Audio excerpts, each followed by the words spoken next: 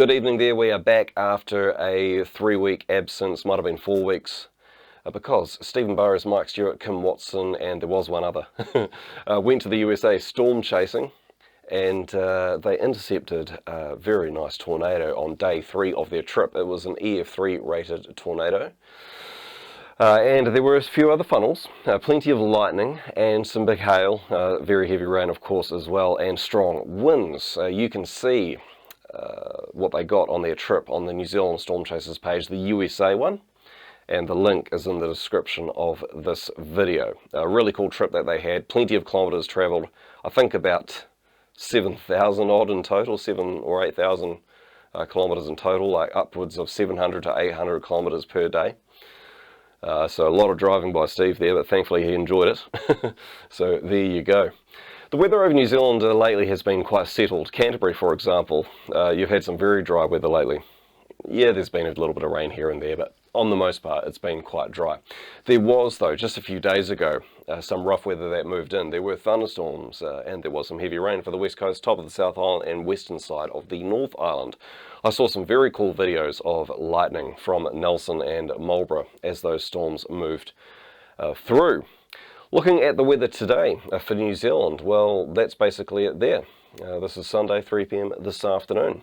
High pressure system out there over Australia, west to southwesterly airflow over the country.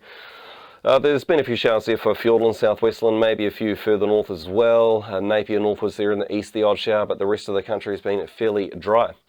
If we spin around, there's actually a cold front way down there to the southwest. Let's move to tomorrow's map, Monday, 6 p.m. in the evening, and that cold front looks to push over the country, starting with the South Island.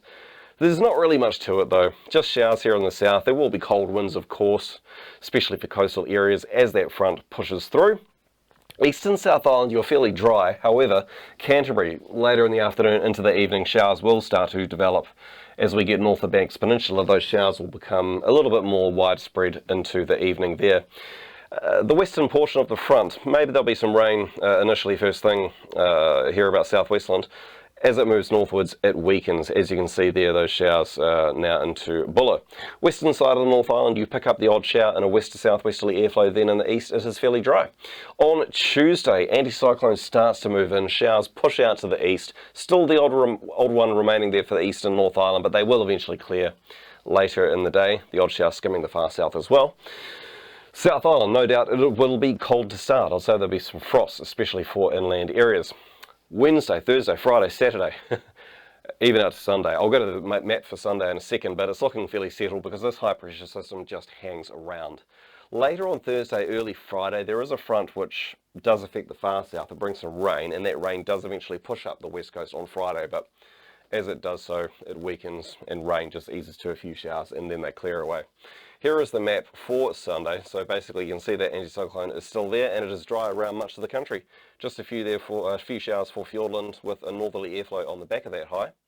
And then we've got this front out there in the Tasman Sea, but I do fear that there is some more dry weather to come for the rest of June, maybe towards the end of June. Maybe something actually wintry will start to head in. Okay, we'll catch you again next weekend. Cheers.